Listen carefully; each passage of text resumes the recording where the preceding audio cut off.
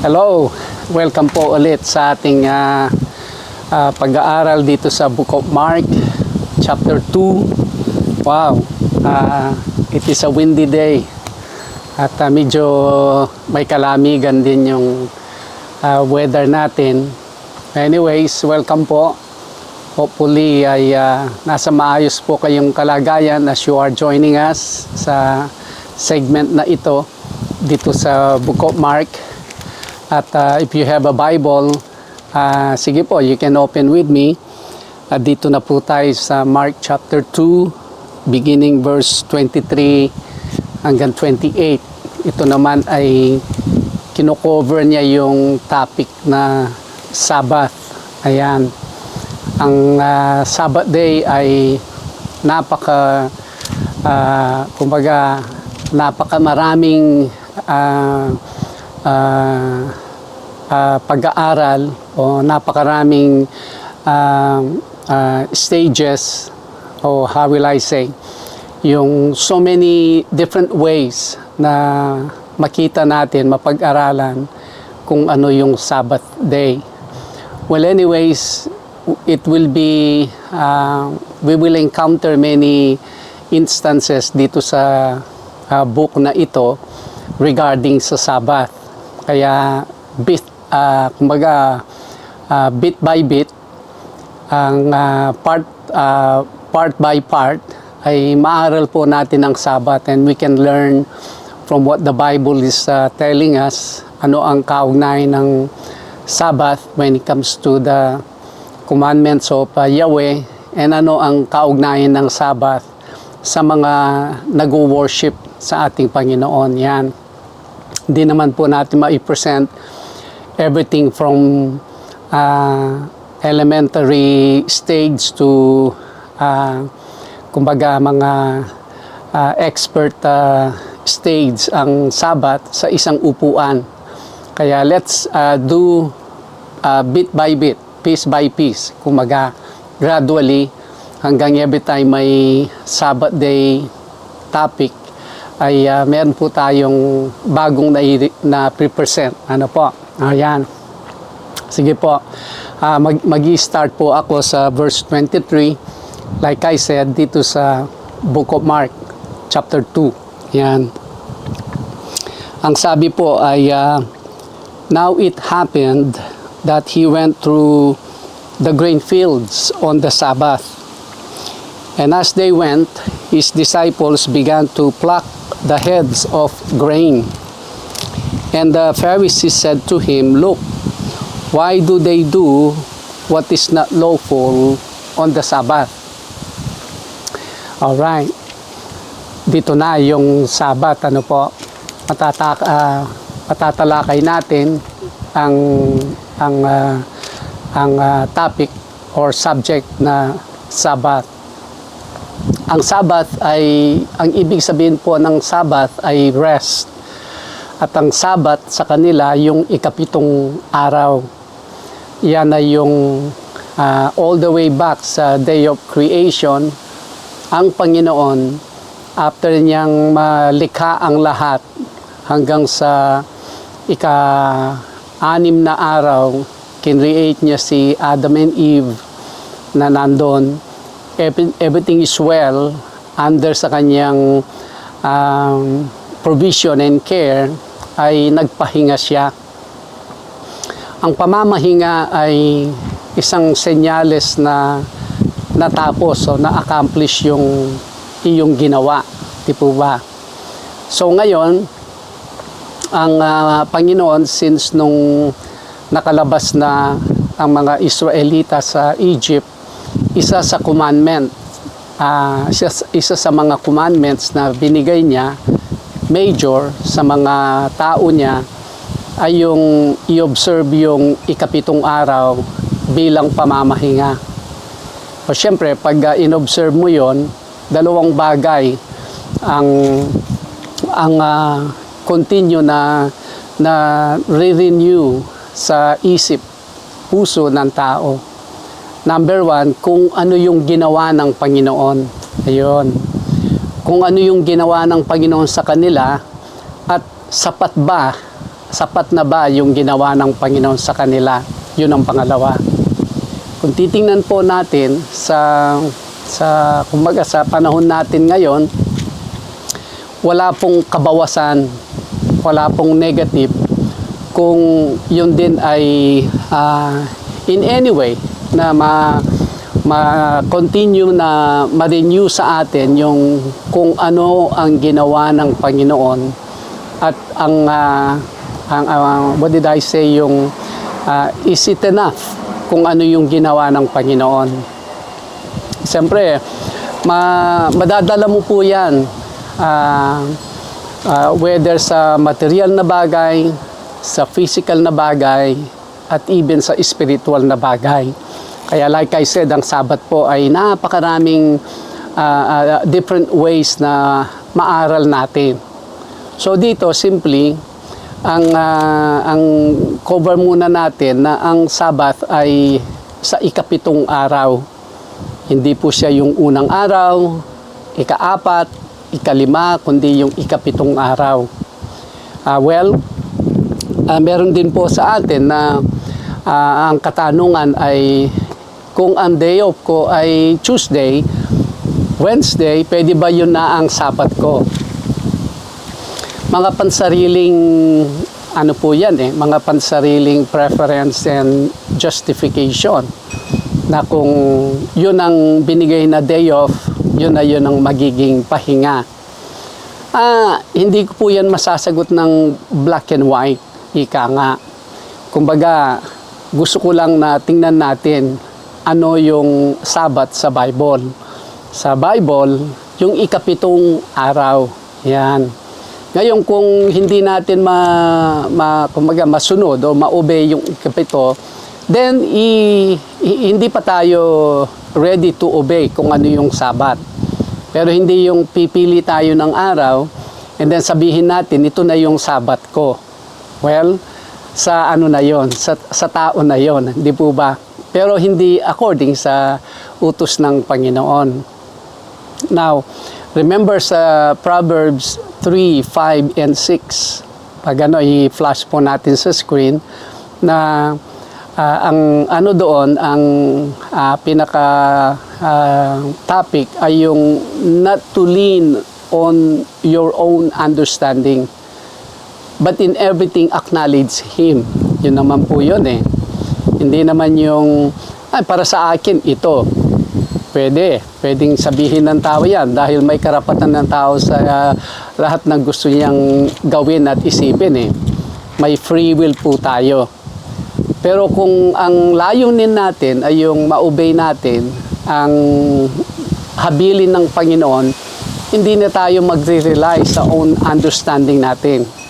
But in everything, acknowledge natin kung ano yung kanyang instruction sa atin. Yes? Comment po kayo if you agree or disagree. At least in this way, napapag-aralan natin ang salita ng Panginoon na wala pong bias, wala pong denomination or religion na ating kinakampihan or pinuput down. It's just a plain study. It will be a healthy way na comment with us and then we can answer at the same time. Eto na ngayon, ang mga Pariseo ina-accuse ang mga disciples ng Panginoon. Hindi siya mismo ina-accuse ang mga disciples niya na yung mga grains, yung sa atin yung palay, pag hinog na, kukuha ka, nadadaanan mo yung palayan, and then kukuha ka, yan mo sa kamay mo, alisin mo yung pinakapalay niya, yung apa, and then, or ipa, and then kainin mo yung butil. Yun ang ginagawa ng mga disciples. Ang sabi ng mga Pariseo, bakit nila ginagawa yung unlawful? Ang tanong ngayon, according sa kanila, yun ba ay bahagi ng cover ba ng pag-break ng Sabat yon? Yun. Kasi ang Panginoon bilang leader, responsible po siya sa mga disciples niya. Hindi po ba sa Pilipinas ngayon ang dami nating narinig na mga pulis na sila mismo ang gumagawa ng krimen. pag sila po ay nahuhuli, pag sila po ay nasakdal na guilty, pati yung kanilang supervisor ay either matatanggal or ano yan, aalisin nila. Hindi lang matanggal sa pwesto, meron pa yung natatanggal sila sa serbisyo. Dahil bilang leader, responsible ka sa mga ano mo, anong tawag doon, yung nakakababa sa iyo. Yun din ang yun din po ang nangyayari dito. Ina-accuse ang Panginoon. Bakit you're doing unlawful by your disciples breaking the Sabbath? Well, number one, alam natin, they were not breaking the Sabbath. Bakit po? Kasi ang ating Panginoon, nung inaalay niya ang kanyang buhay sa krus ng Kalbaryo, qualified po, accepted. Kaya po siya nag-resurrect, kaya siya nag-ascended up, dahil hindi po siya naiwan sa, kumbaga, kung hindi po siya nag-decay, hindi po siya natunaw at nag-stay lang siya sa hukay o doon sa yungib kung saan man siya dinala. Hindi po. Siya po ay nag-resurrect. Meaning, death cannot contain him because he is a sinless person. If he is a sinless person, ang kanyang pag-alay ng kanyang buhay, accepted, meaning kung sino man ang maniwala, manampalataya, dun sa kanyang ginawa, na nako-cover, nababayaran yung kasalanan ng taong nag-confess at naniwala. Yan po ang Kristyanismo eh. Now, kung meron pong kasalanan na ginawa yung kanyang mga disciples, during that time, under his supervision, parang kasalanan na rin niya.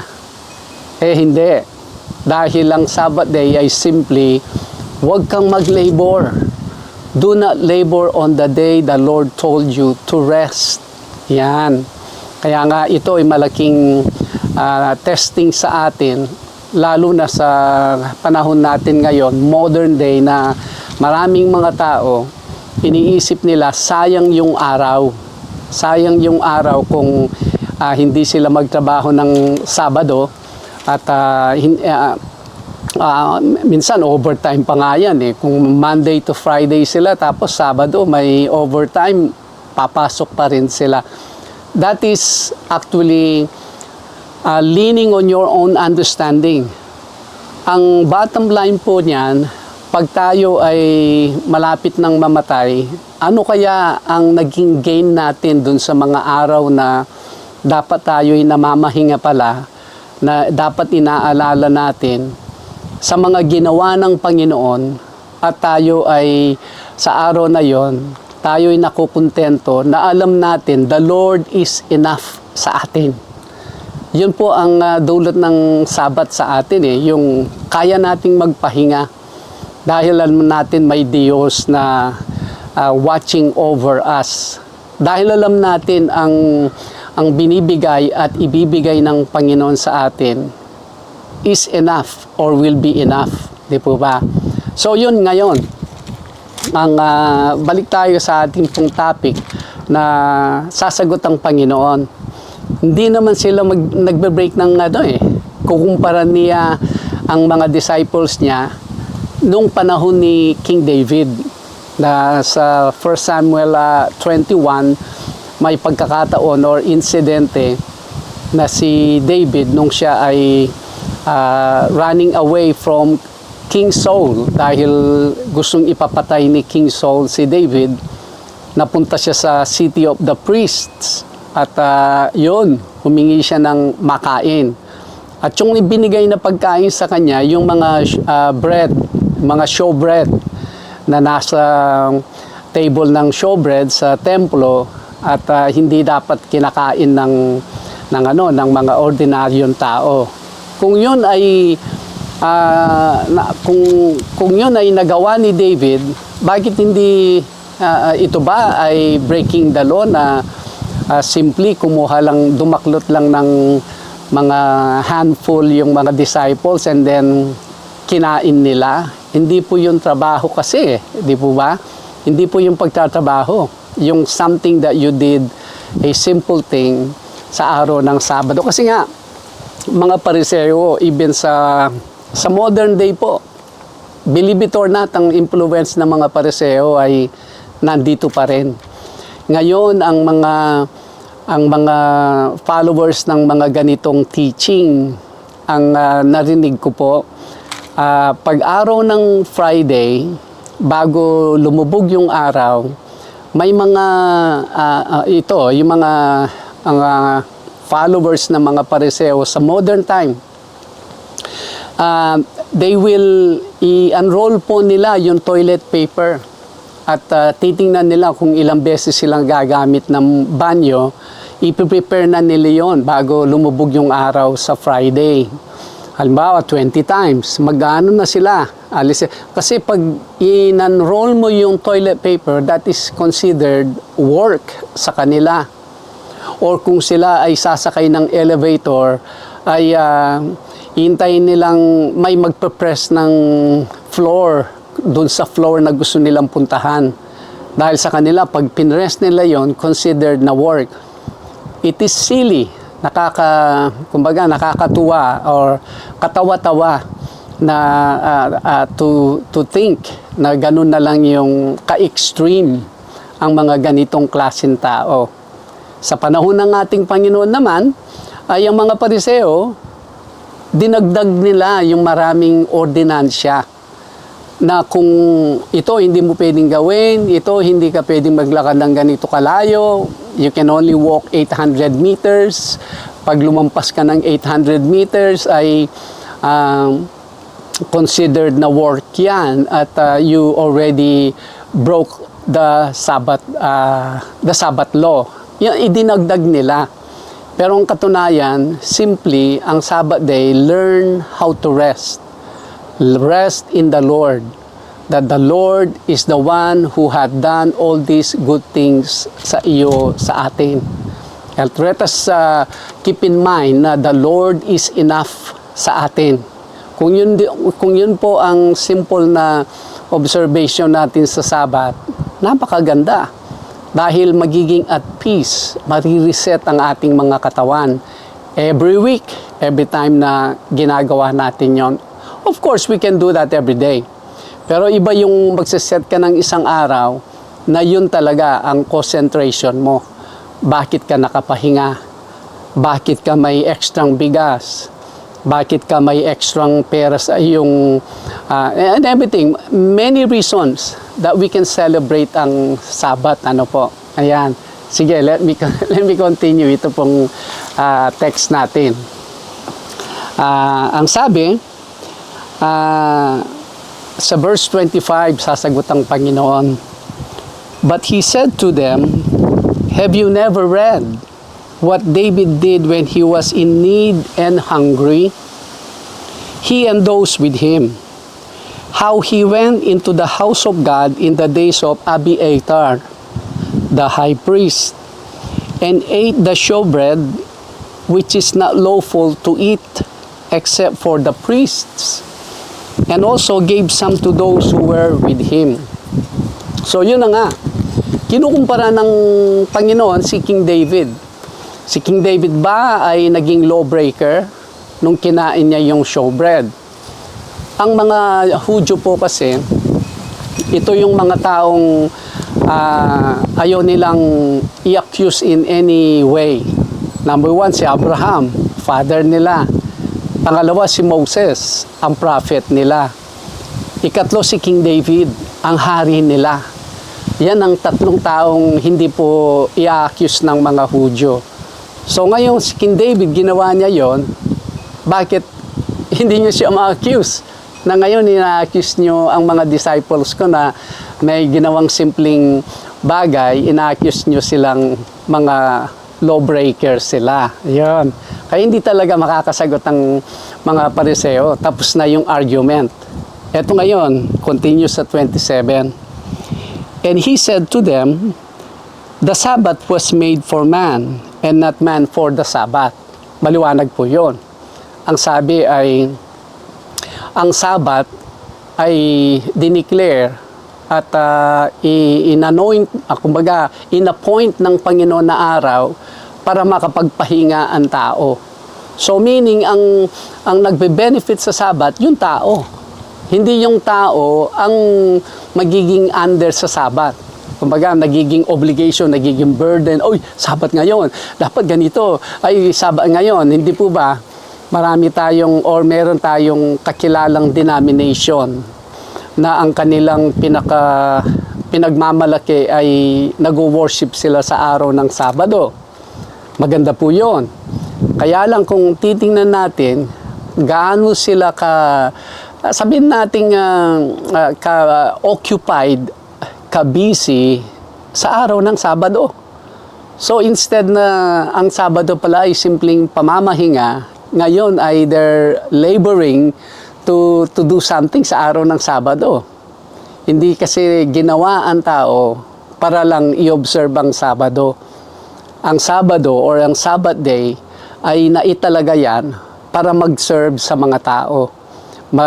Magkakaroon siya ng pahinga, marirefresh siya, marirenew siya, magkakaroon siya ng magandang communication sa ating. Ang daming pwedeng maidulot na maganda ng ang Sabat sa mga tao.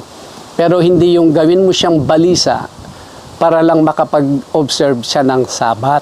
Yan.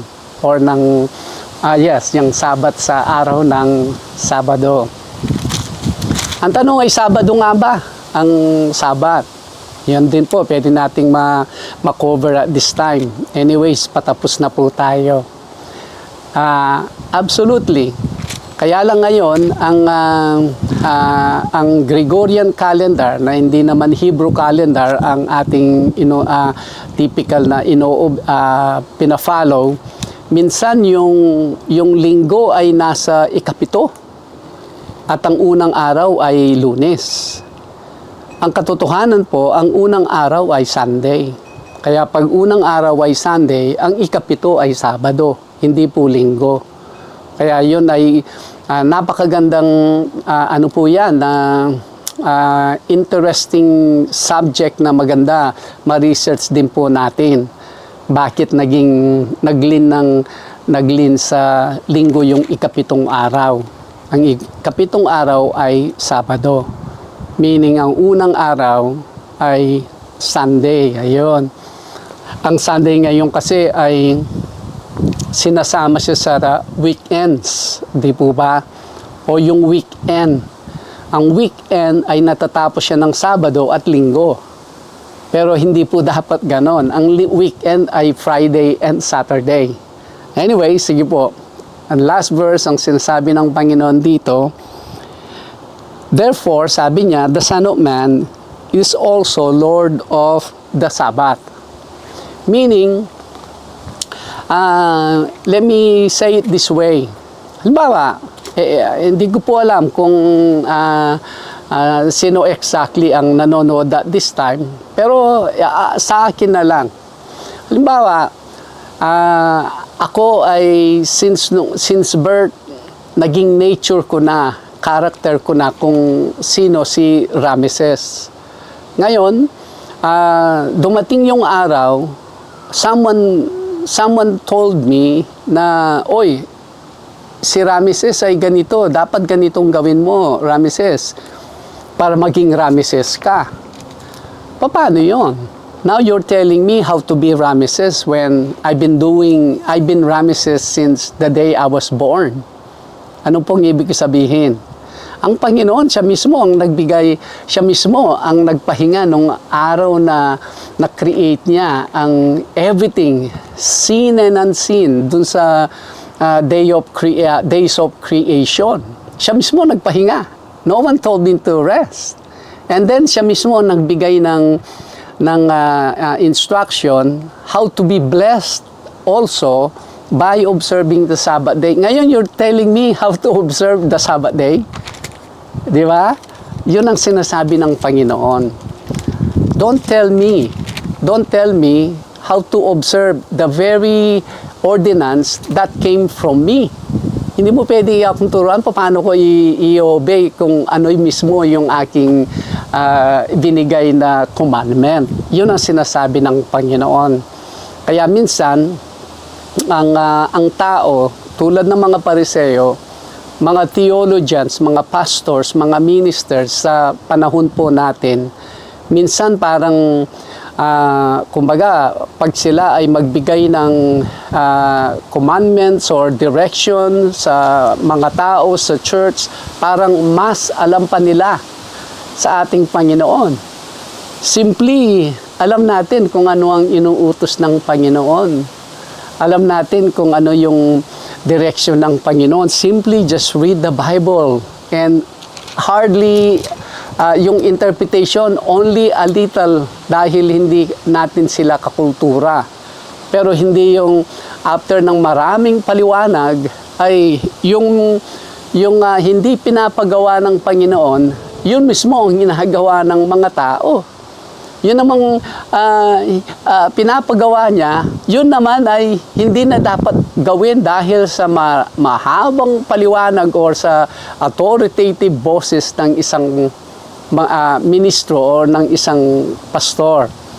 Huwag po tayong maging biktima ng mga ganong klaseng, sabihin na nating maalam sila sa Bible, pero ang direction na kanilang ini-encourage tayo o dinadala tayo, hindi naman according sa kautusan ng Panginoon. Kaya ang sabi ng Panginoon, even the Son of Man is the Lord of the Sabbath. Don't tell me how to be me. Kasi ako mismo ang nagbigay ng commandment about the Sabbath. Now you're teaching me how to observe the very commandment I gave you. Parang ganito eh. Kung talagang titingnan mo po yung sinabi ng Panginoon sa kanila. Hindi sinasabi ng Panginoon, I am the Lord of the Sabbath, therefore I can break the Sabbath. Hindi rin po yun.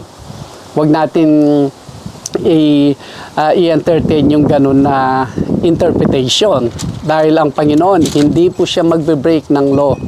Because the Lord came, Yeshua, He came not to break the law, but to obey the law na binigay even sa panahon ni Moses. Ayun. Salamat po. Nawa, meron tayong natutunan dito.